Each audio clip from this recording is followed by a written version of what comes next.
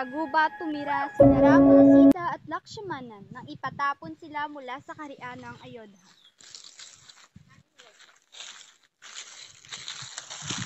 Minsan, isang babae ang dumalaw sa kanila.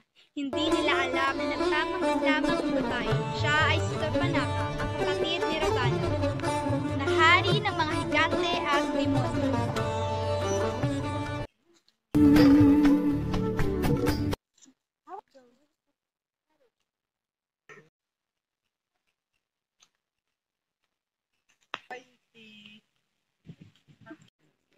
Rama, maaari ba kita maging asawa? Ngunit hindi na maaari sapagkat meron ako isa. Narinig ni Sita ang dalawa kaya lumabas siya.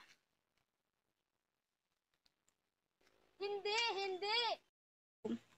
Binunot ni Lakshmana ng kanyang espada at nahagip niya ang tenga at ilong nito. Sinong may gawa sa nito, kapatid? Ako ng napakagandang babae sa gubat kanina at tinalok bilang maging asawa mo. Pinilit ko siya pero biglang tinagpis ang isang prinsipe ang aking ilong at tenga. Ravana, tulungan mo ako. Bihagin mo si Sita para maging asawa mo. Huwag kang mag-alala, aking kapatid. Ipaghiganti kita. Kawal, tawagin mo si Maritza. Nasusunod po, Malnari. Maritza, bakit? Pinatatawag ka ng Malnari. Maritza, ikaw ay aking ipinatawag dahil may papagawa ako sa iyo. Nais kong patayin mo si Lakshmana, si Rama at si Sita. Ngunit kamahalan, sila'y kakampi ng mga Diyos. Gawin mo ang iyong makakaya. Umisip tayo ng paraan, paanong makuha si Sita nang hindi masaktan si Rama. Isang umaga, habang namimitas ng bulaklak, nakita si Sita ng isang gintong usa. Lakshmana, tingnan niyo, may isang gintong sungay. Baka isang higanti na naman yan. Kailangan ting mag-ingat. Dahil mahal na mahal ang asawa, kinuha ni Rama ang kanyang armas. Kapatid, wag mong iiwan si Sita kahit anong mangyari. Bilis! Habulin ang gintong usa! Nagkala naghintay ang dalawa, pero hindi pa rin dumating si Rama. Lakshmana, sumunod ka na sa gubat, baka ano na ang nangyari kay Rama. Ngunit hindi maaari. Papagalitan ako ni Rama. Go. Ilang oras pa silang naghintay nang bigla silang nakarinig ng isang malakas na sigaw. Sumunod ka na nga sa gubat? Ngunit hindi ang maaari. Siguro gusto mong mamatay si Rama para ikaw ang magiging hari. Sige, pabibigyan kita sa iyong kagustuhan.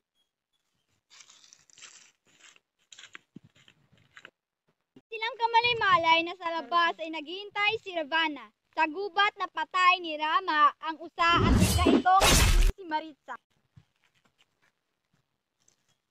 Pwede ba makahingi ng tubig at bibigyan kita ng 5,000 alipin at gagawin kitang rina ng langka? Hindi, ayoko. Itinulak ni Sita si Ravana. Nagsigaw at nanlaban si Sita pero wala siyang magawa. Lihim na nagsisi si Sita sa ginawa niya kay Rama. Itinapon niya ang mga bulaklak sa kanyang buhok.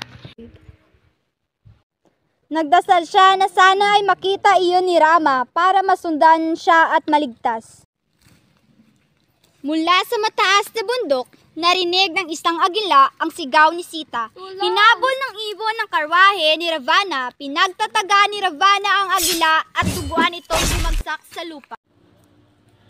Pabalik na sina Rama at Lakshmana nang makita nila ang naghihingalong agila. Anong nangyari sa iyo?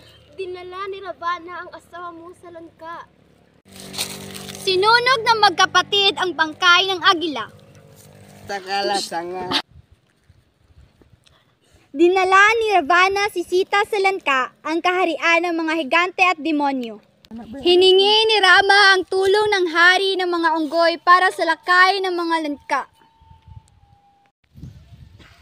Sa labanan na naganap, maraming unggoy ang namatay pero mas maraming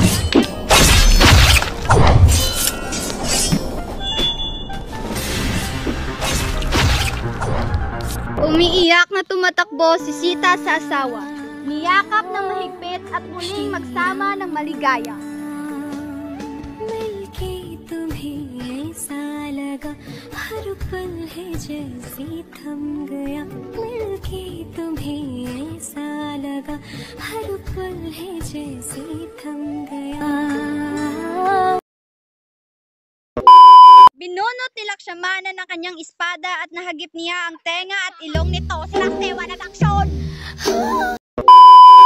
A few moments later. Dahil mahal na mahal ang asawa, kinuha ni Rama ang kanyang armas. Go. Ano bang may ano ba with feeling? Go!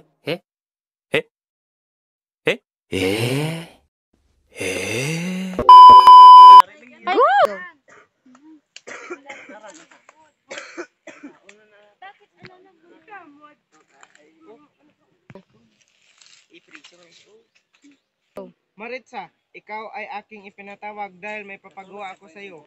Nais kong patayin mo si Lakshmanan, si Rama at si Sita. Ngunit kamahalan.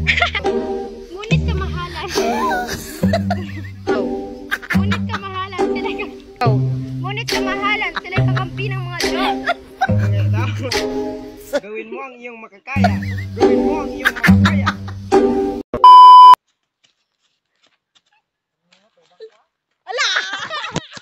Wala ka! Pagkalaputan ni reject sa imo, mambal ka na dahil nga. Sinong may gawa sa nito, kapatid? Kapatid, nakita ako ng napakagandang babae sa gubat. Kapatid, nakita ako ng napakagandang babae sa gubat kanina.